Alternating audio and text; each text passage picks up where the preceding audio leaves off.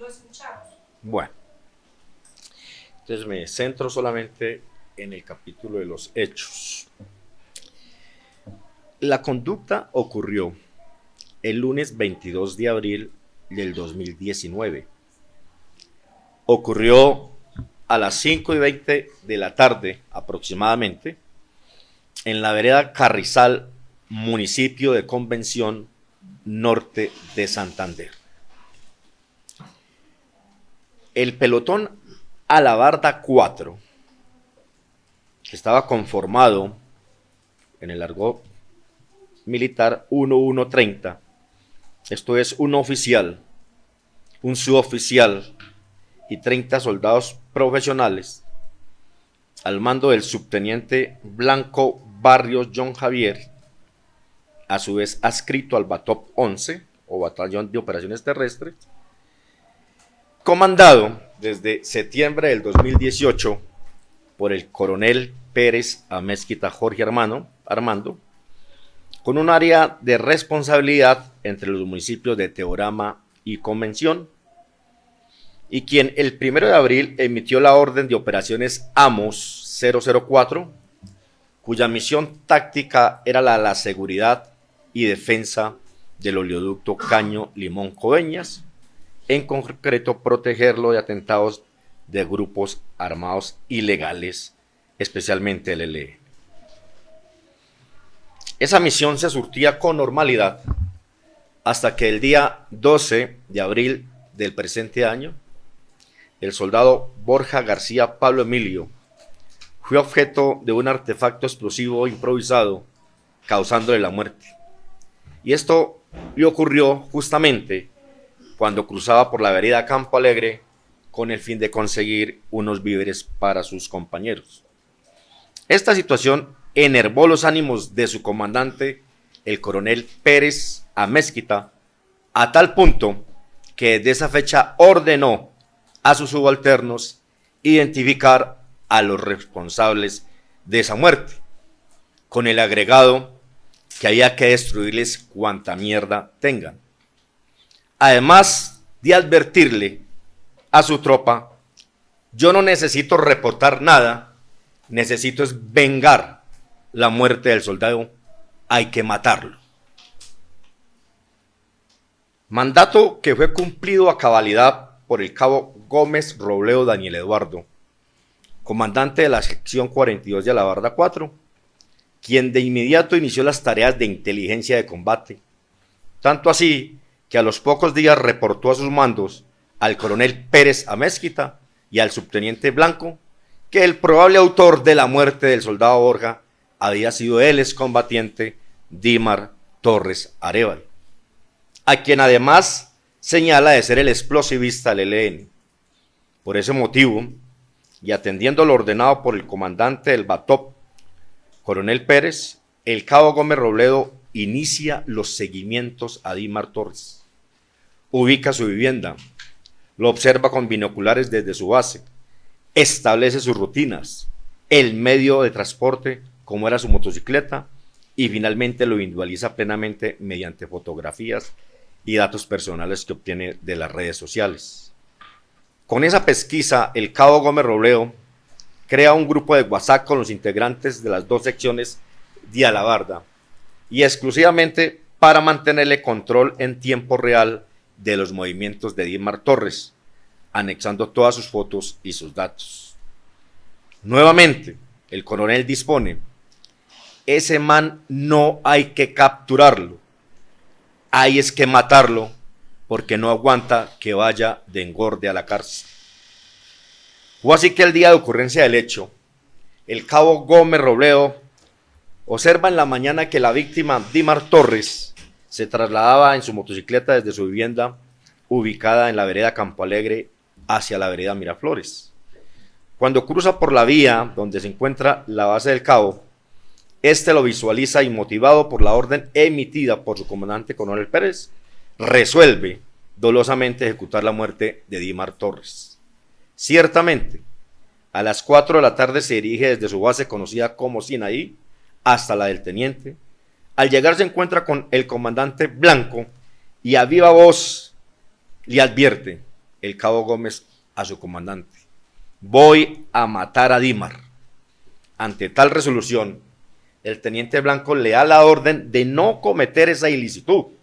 Sin embargo, el subteniente se desplaza hasta otro sector a realizar una misión táctica de destruir un laboratorio y deja en la base solo al cabo Gómez.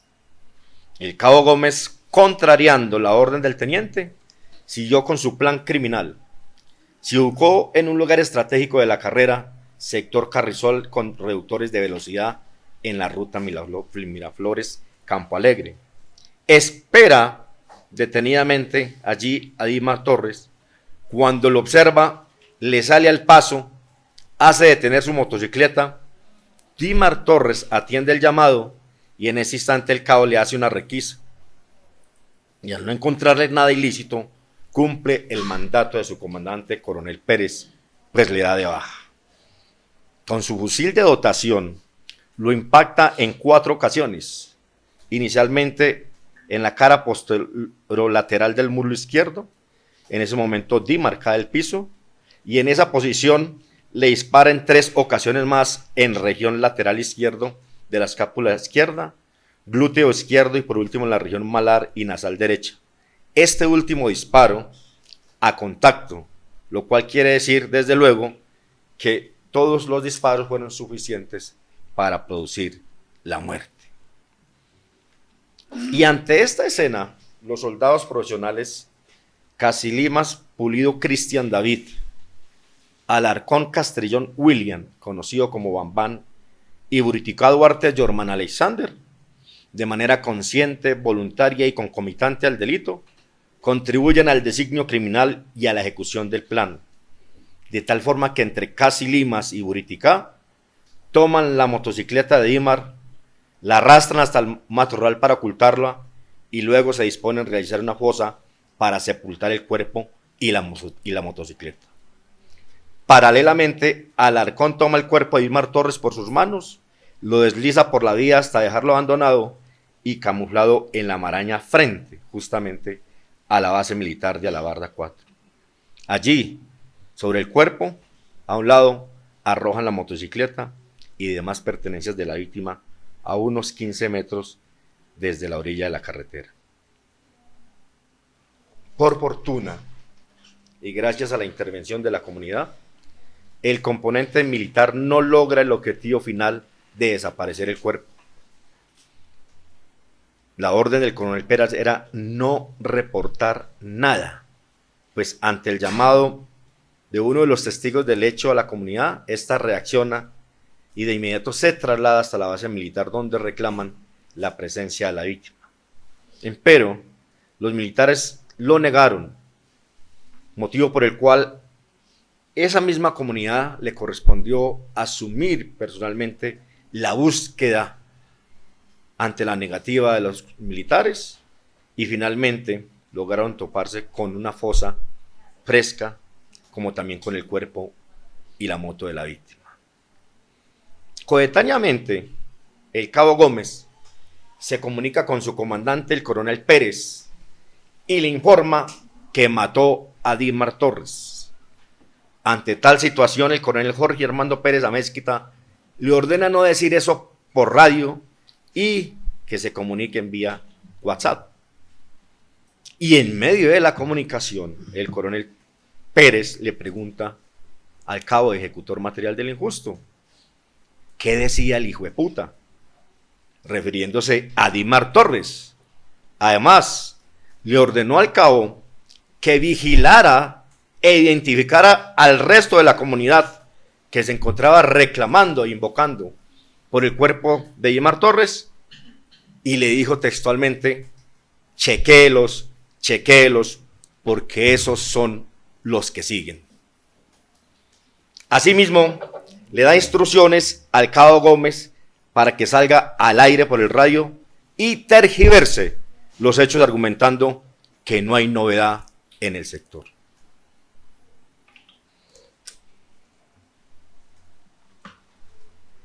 Al día siguiente, el coronel Pérez, y eso por presión de la fiscalía, llegan al sitio de los hechos, y el coronel Pérez en la base del Sinaí, que es la base del Cabo Gómez, se le arrima y nuevamente le pregunta, ¿qué dijo el bandido?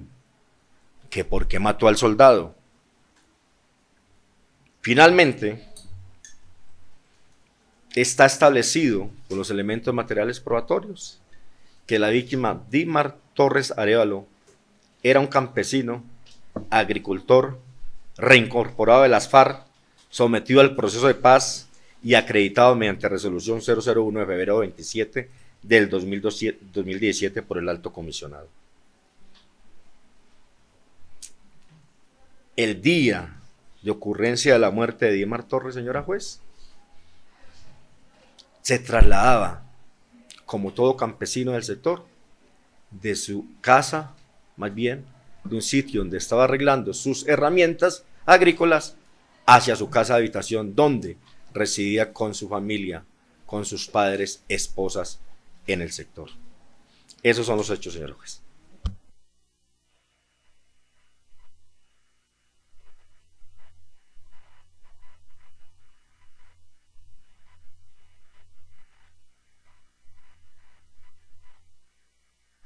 Muy bien, señora juez. La Fiscalía cuenta, para acreditar la materialidad de la conducta, con inspección técnica a cadáver. Cuenta con